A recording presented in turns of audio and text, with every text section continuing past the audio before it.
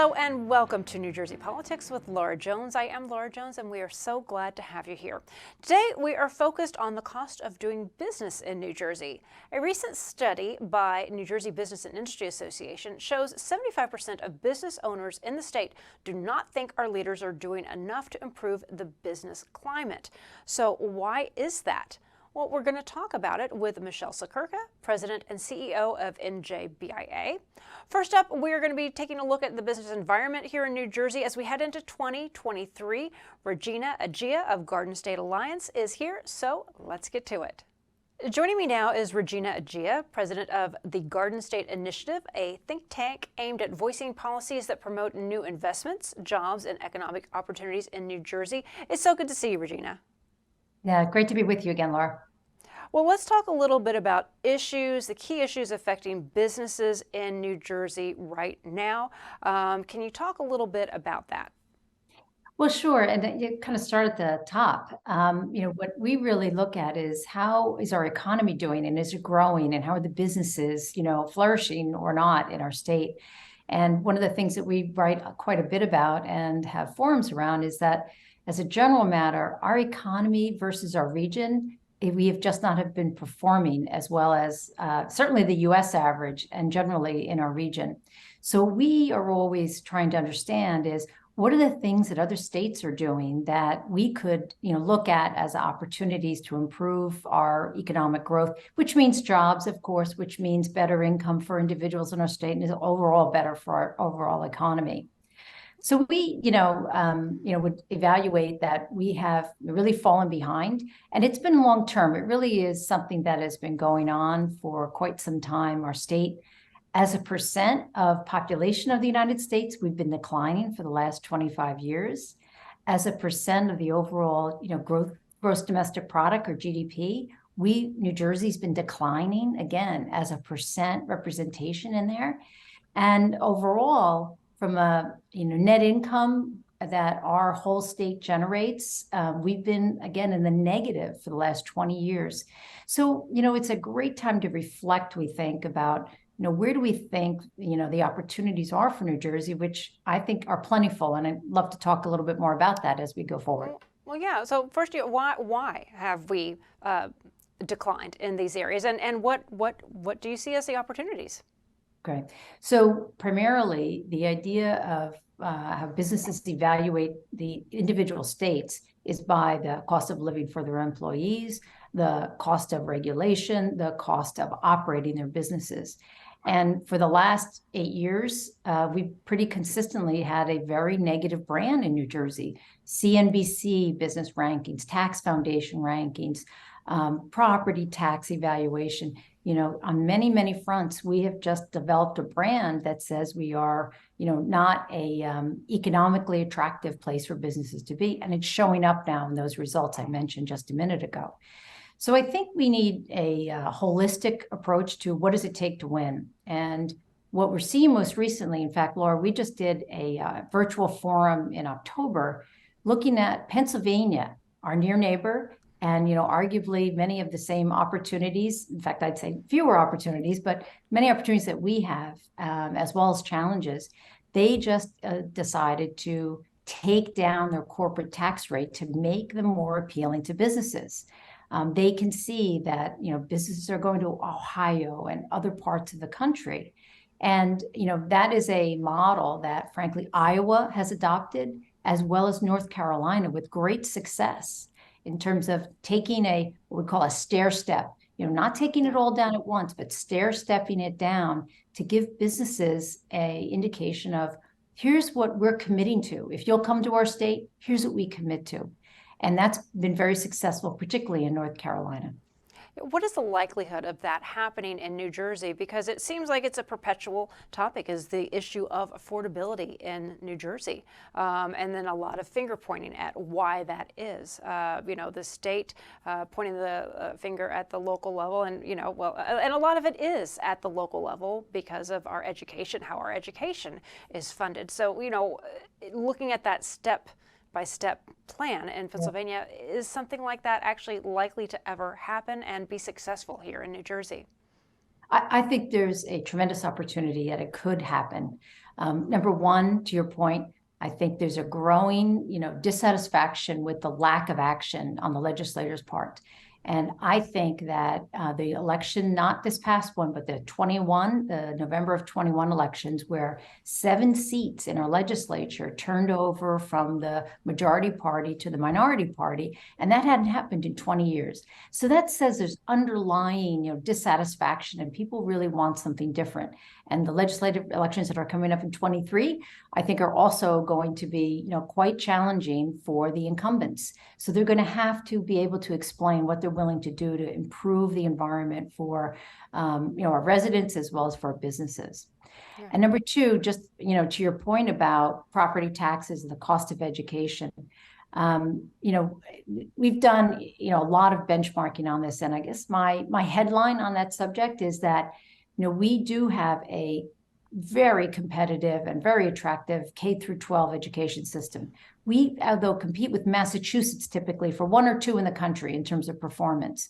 But when you look at the cost per educating the pupils on a per pupil basis, Massachusetts is 20% lower than us with virtually the same outcome. So we ought to be thinking about what are other states doing to make themselves more competitive on producing great students, but at a lower cost per pupil. Yeah, it's very interesting because when I first started out as a reporter, this was an issue before the state Supreme Court, Abbott versus Burke. It was the urban versus suburban schools, and in general, in a nutshell, putting money at some of the urban areas, it wasn't necessarily increasing their quality of education. So again, it's an issue that has been a perpetual one, and something that money doesn't necessarily make for a better education, but something that definitely needs to be looked at, because when we have these students, even though it's more expensive to educate them, but then after 12th grade, they're leaving the state. They're not staying here, they're not going to college here, and they're not working here, and that's got to be a huge concern, wouldn't you say? Right. So 2 parts to what you were just talking about. So one is on terms of the ways to drive down the cost per pupil without compromising the quality of education. School choice and charter schools have been a terrific opportunity to accomplish that, and frankly create pressure back on the embedded base of cost per pupil, because they are generally more competitive, lower cost, and higher performing out of the school. So I think we need to go revisit school choice and charter schools, which have really not been flourishing in the last 5 or 6 years. But to your point, exactly, that majority of our 12th grade students who go on to college go to another state, do not return. In fact, I think we have one of the worst rates of getting students back into the state. And if we had a more vibrant economy, which is obviously what students are going to be looking for as they're coming out of college, we could really perpetuate a much more positive cycle in bringing them back. Unfortunately, I don't think have the ability to have a long-term strategy for how we're going to grow our economy in an effective way with evidence of success. And if we could have that, gives business confidence, then it would give graduating students confidence to come back. And ideally, of course, the more flourishing our economy is, it can then lower the cost of living because it addresses some of those issues we were just talking about. And because location-wise, this is an incredible location with its proximity to New York, to Philadelphia, to the shore for vacation, to Washington, D.C. You would think, it should be more attractive for people who have graduated and people looking to move. Because moving into the city, if New Jersey's bad, that's even more extreme. Yeah, to your point, the assets that New Jersey possesses, not only what you just described in terms of just the location of their vibrant urban areas, but also our ports, our airport system, our roadways in terms of transiting, goods across state lines. We have tremendous assets on top of the highly educated workforce that we talk so much about. So, GSI, or Garden State Initiative, has been really advocating for, we need to get more return for all those assets that we've got, and figuring out a long-term strategy that leverages those against frankly, the competitors that we see on a regional basis. There are some, areas that we're just not going to be able to compete with because of the desire to have different access to different markets, like in the Gulf or on the West Coast, or the weather in some parts. But we certainly should be beating all of our competitors in the region. And that's really where we need to take our assets, look at things like, to your point, logistics, not just warehousing. I think it's very telling that Amazon is now the #1 employer in the state of New Jersey.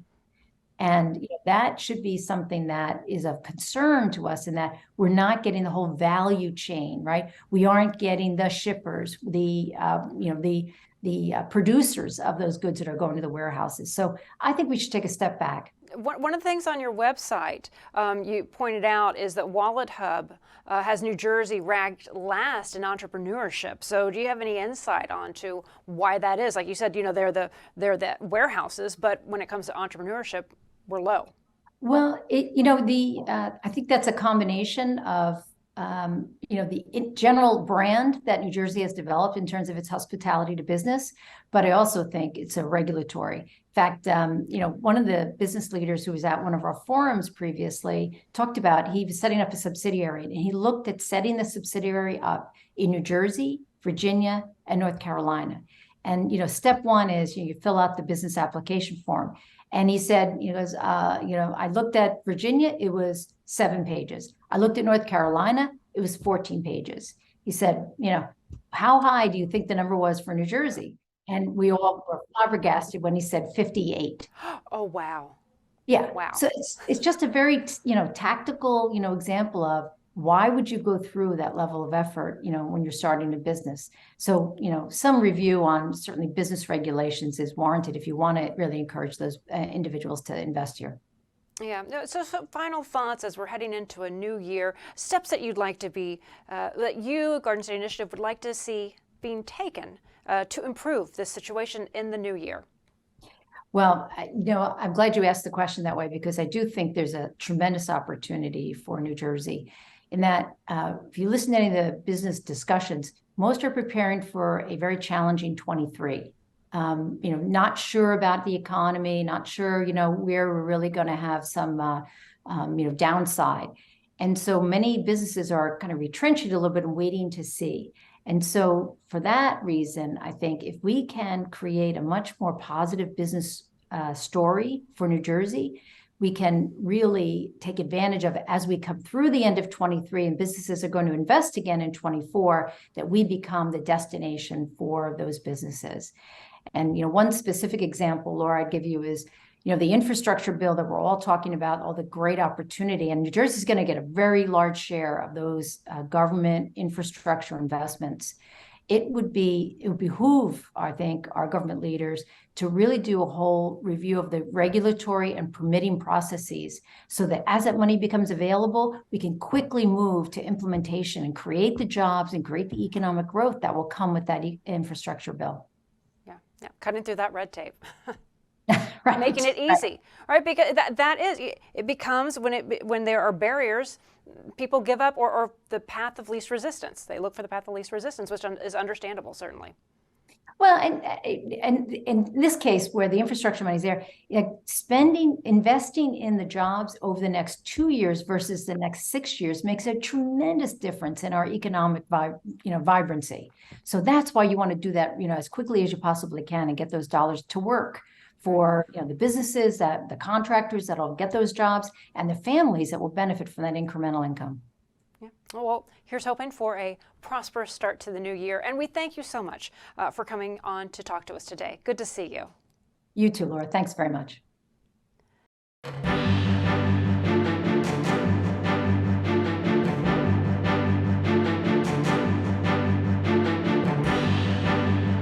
Joining me now is Michelle Sakirka. She's president and CEO of the New Jersey Business and Industry Association, NJBIA. Michelle, thank you so much for coming on. It's good to see you.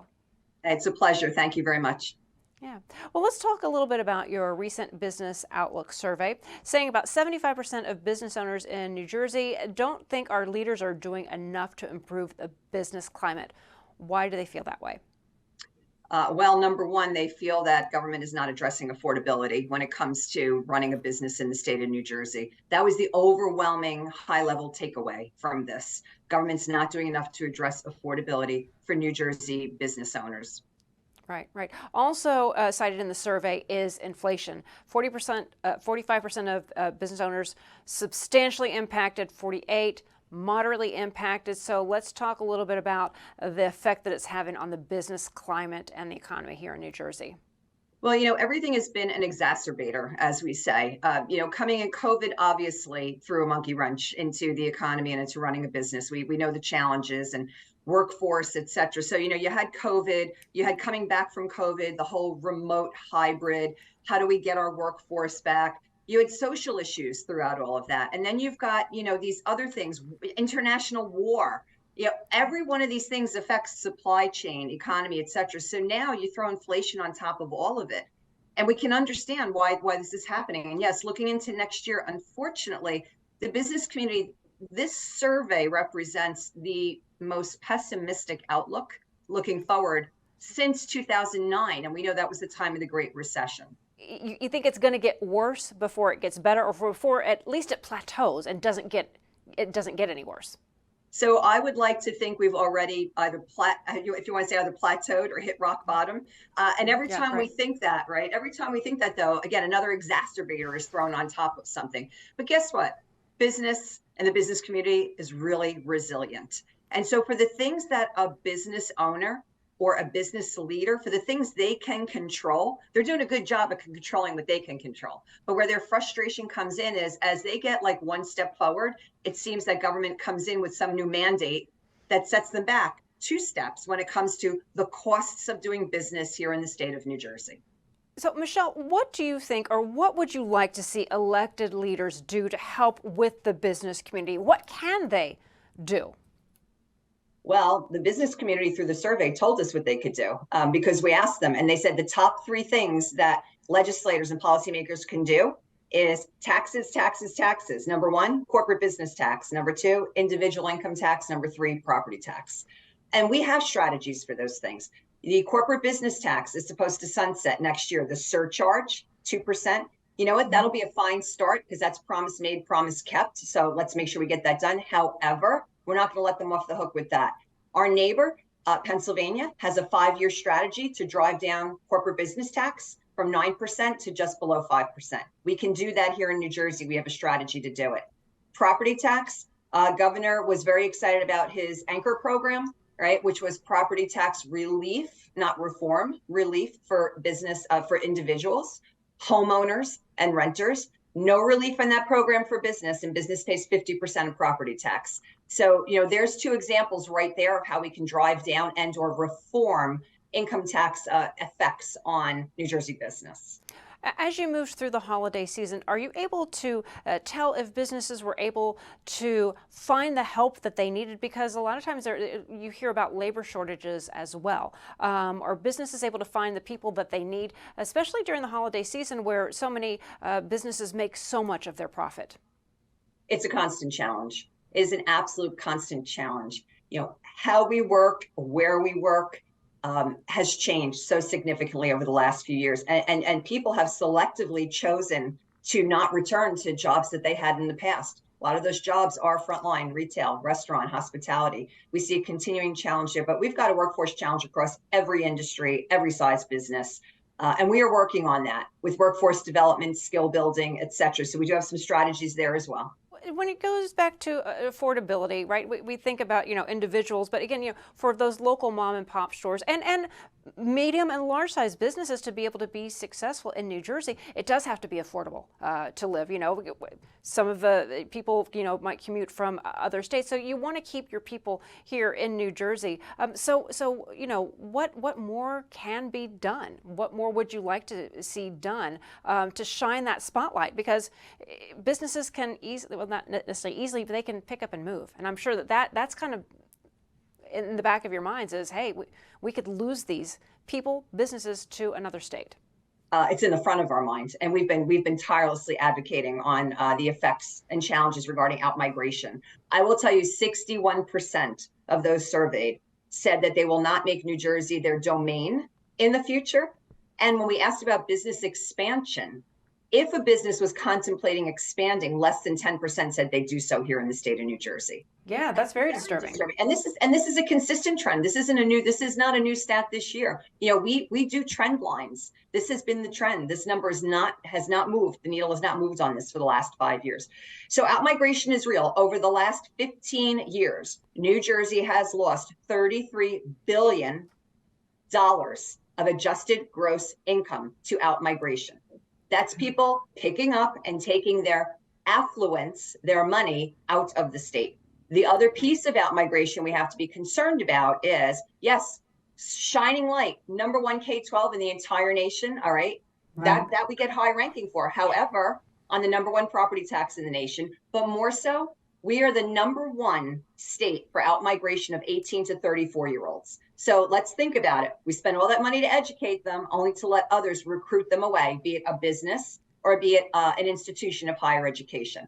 So we have assets here, we just don't mine them well. I can speak from personal experience having a daughter who is a first-year freshman. We didn't get a lot of New Jersey schools trying to recruit, which was surprising to me. Other states way more aggressive, other schools way more aggressive. And I'm sure, you know, kind of varies depending on what your major and what you're looking at. Like, I didn't get one piece of mail from Rutgers. How is that possible? That was mind-blowing to me. Like that should be every student in the state, that should be a given that they're all applying to Rutgers, this state university. So you were telling the story that I literally just echoed at an event I spoke at this morning that I say each and every time. My twins are 30 now, okay? When we went through the recruitment process, I went to the mailbox every day. Tons of mail is falling out from every state except New Jersey. All right. And my students did go to education outside of the state of New Jersey. Okay. And the big joke was down at High Point University, where my daughter went. Yes.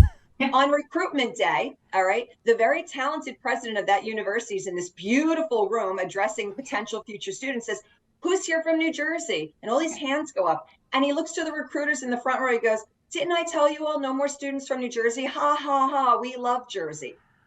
Of course they love Jersey, because we graduate outstanding students to let them leave the state. That's our future workforce. Let's work on keeping them here. Well, that's it. Yeah. And is there anything being done? You know, not as the workforce is our future business owners. It's everything, you know, all of that investment that we do put in K through 12.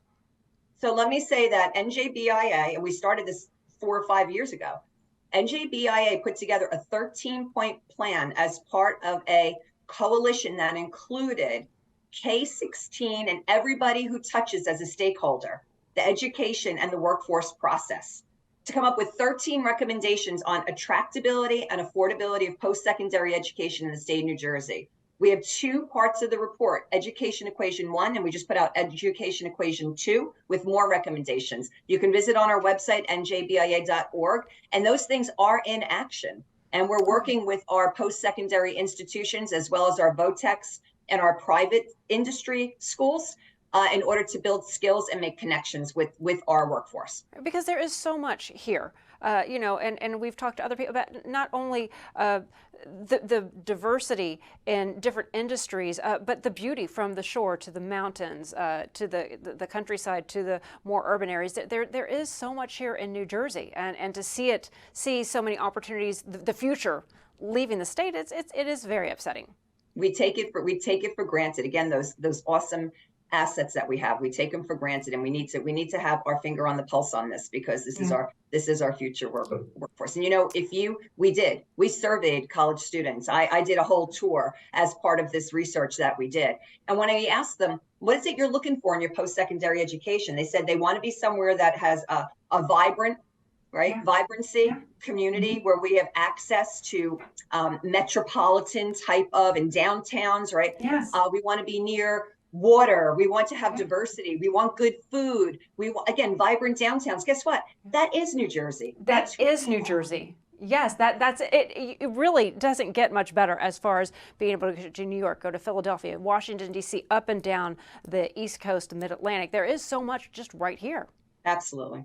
Yeah, yeah. And just so back to the business survey that you recently completed, any other takeaways from that? Any other things outstanding that you wanted to talk about or want to get on the radar of lawmakers?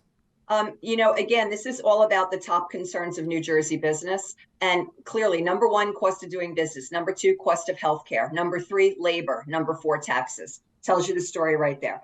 So when our policymakers say, we're going to take up the issue of affordability, let's recognize that affordability to a family and an individual is different than affordability to a business. And if we want to make a difference and help our New Jersey business community, we have to take up the issues of tax reform, and we have to look at what is driving up the cost of doing business, peel back the onion and say, we can do this. Pennsylvania's doing it. Connecticut's doing it on corporate business tax, right? Massachusetts delivers the number 2 best quality K-12 in the nation, and we vie at any time for number 1. They do it for 20% less than New Jersey. Why is that? So we have solutions out there. Let's get together, let's build a coalition, and let's make a difference. Yeah, businesses certainly have an incredible advocacy in New Jersey Business and Industry Association. If people want to find out more about the report, more about what it is that you do, where should they go? njbia.org. Okay. Well, Michelle Securka, thank you so much for coming on the show. It's always good to see you. Thank you so much. And thanks for validating also my thoughts as well when it was coming to colleges. I'm like, am I missing something in my mail? Thank you for validating that. It's obvious. Let's do something about it. Absolutely. All right. Thank you. Absolutely. Thank you so much. And that will do it for today. I'm Laura Jones. Thank you so much for joining us here on New Jersey Politics. We look forward to seeing you back here next time.